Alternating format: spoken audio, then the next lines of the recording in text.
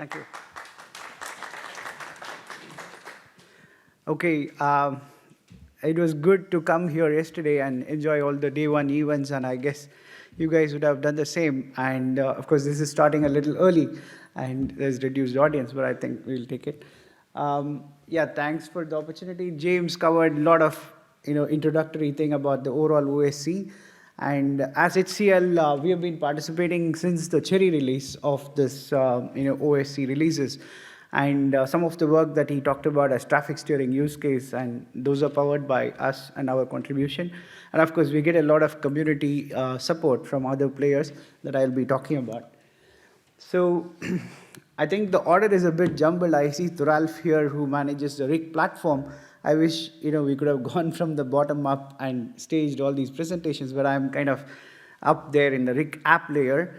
And by the way, this opportunity should be for my colleague Sunil Singh, who is the PTL for the RIC app track. But since he couldn't travel and I have been here for some HCL booth purposes, I'm representing and on his behalf and making this presentation. So thanks to Sunil. So for RIC project, I think, as you all know, there is a seed code that AT&T and Nokia, I think, put together towards a basic RIC platform, and that was also covered in the RIC session yesterday, and I believe Thoralf will double-click on that. But the RIC app layer, they have put out, the XApp framework with C++, Python, and Go as the basic framework libraries, and as James updated, they have recently added the the Rust interface, Rust framework as well. And so the idea is to get, the basic Hello World kind of demo program so that you can kind of cut down the complexity of writing an XApp, and these can be serving as a jumpstart applications, if you will, like Hello World applications. And that particular, demo XApps fuel your, the next things that you want to do, right? It provides your base template to start with. And from a traffic steering point of view, we did that with the Hello World XApp having a pre-spec E2SM, and we kind of use that to jump to the KPM, and then now we have added recently the RC to do the complete closed loop that I will talk about. But the basic purpose of XApp is to foster the community and get more players to contribute. And yesterday we had a great session, panel discussion around developing the ecosystem of developers, right, to come on to this. So these provide the basic building blocks so that we can attract more people. And I guess it's there, and more people are jumping in, but it is still a long way to go. But there is a good jump start. There is a good base. Secondly, there is this, the basic infrastructure from, the SDL and RNIP that provides you the data, the RAN KPIs, on top of which you can develop your applications. And we have done a little bit of addition to that in terms of time series database as part of the InfluxDB that we have added to get our TSX apps components work on top of that. So that is another addition that James talked about as pre-standard and pre-spec additions that can go into the open source code to get the development ahead than the standards, and then we will formalize it into the standards maybe later on like that. So there is all these interfaces available as part of the XApp framework, A1, O1 interface, and E2 with this SDL/InfluxDB. So it gives you a very good sandbox to do your application development quickly. And of course, recently, I think Samsung is adding the AML framework, and that's still work in progress, I think. But if they do that, you do get a very nice, the essentials of what you need to do your XApp, and you can only focus on your use case and not do the plumbing, right? So I think from the use case point of view, one of the basic, effectiveness or the impact from the entire OSC is about end-to-end demo, right? That is what James referred to as MVP, the minimum viable product. But that is still a little longer way to achieve connecting all layers. Basically, we don't even have an OCU fully or ORU yet. But in some ways, we are doing with the simulator projects. And if VRV is here, they have been giving great support into the community via opening up their the rig test tool that they have and the rig scenario generator tool, which is fueling up the current the data required for your XApp development. So that kind of, if I can call it, mini MVPs, which do not connect the entire ORAN SE architectures layers, but at least within the near real-time rig to the simulator project below, and you get a end-to-end the closed loop that you can achieve is done. And I'm happy and very proud to say that as HCL we have done that in traffic steering, and that is one of the mini MVP use case that we can show. I'm carrying the demo in my booth, and we have both the open community version and also a more advanced proprietary version. Sorry for that bit here. So to basically go back to the MVP theme, I think the OSC's talk and the RSAC committee, they're striving hard to connect all the different PTLs and all the different project groups to a common theme and get to an end-to-end demo that you may see being available with other equivalent stacks, right? Which do have that focus from day one, but in OSC, I think it's becoming a little delayed, and it should happen soon with everybody contributing.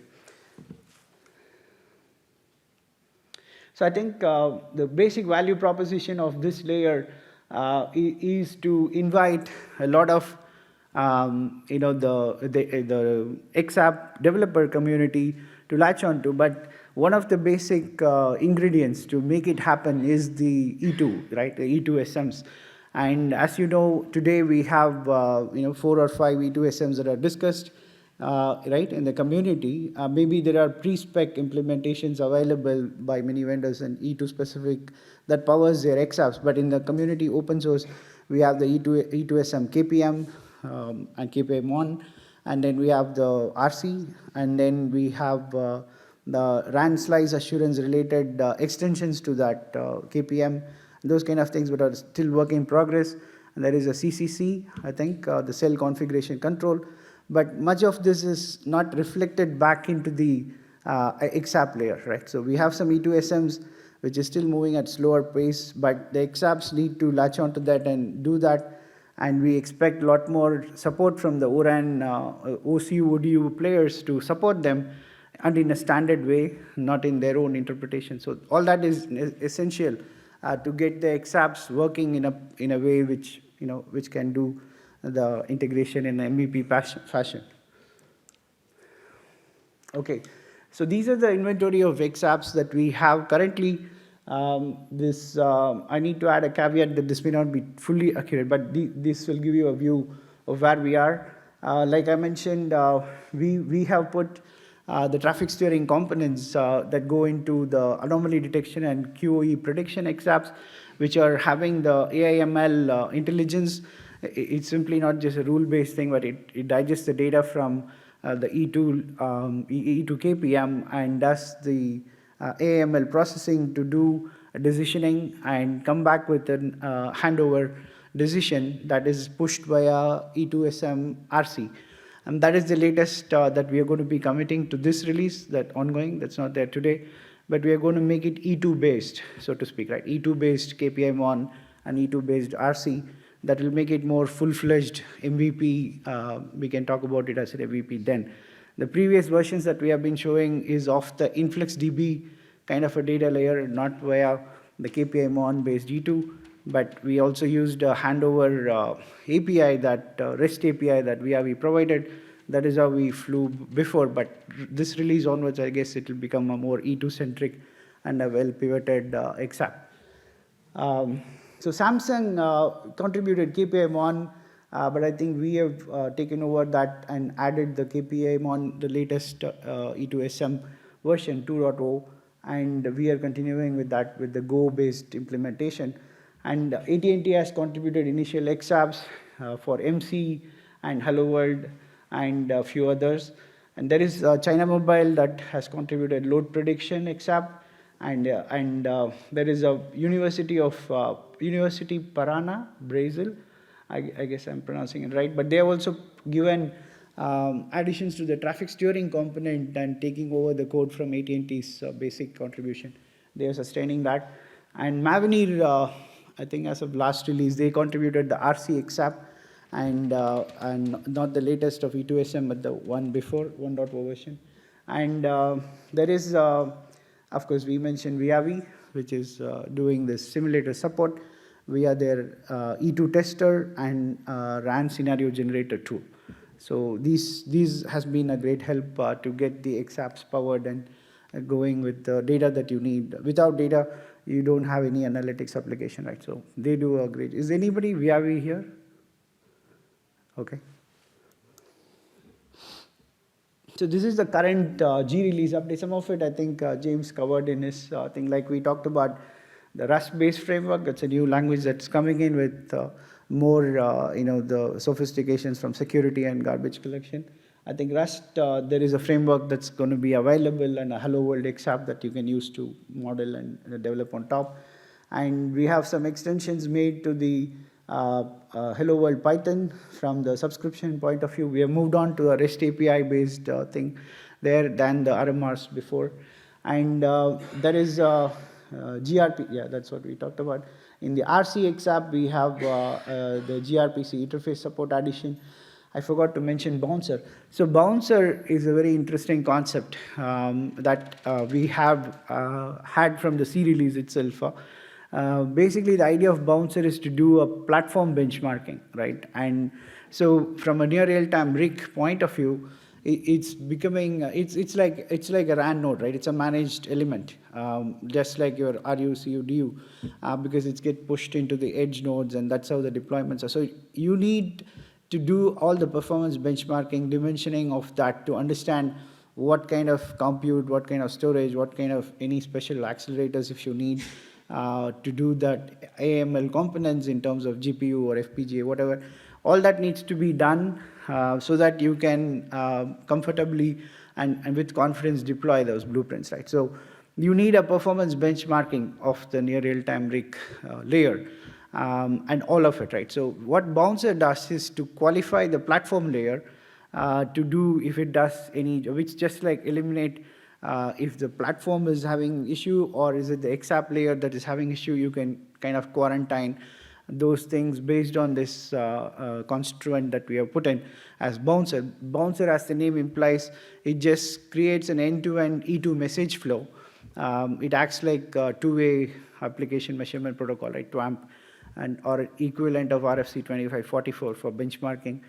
So it pumps the E2 messages and does the scenarios of how many E2 nodes you can scale up to, whether the RIC platform is becoming a bottleneck or does it drop any E2 packets in between, all that. So it just puts a Bouncer XApp, which is like a probe, to do just the E2 end-to-end E2 messages flowing, and it measures the time taken, and if any logs show any error messages, it can be offered as a diagnostic bundle to the RIC platform vendors. So that's the idea of Bouncer.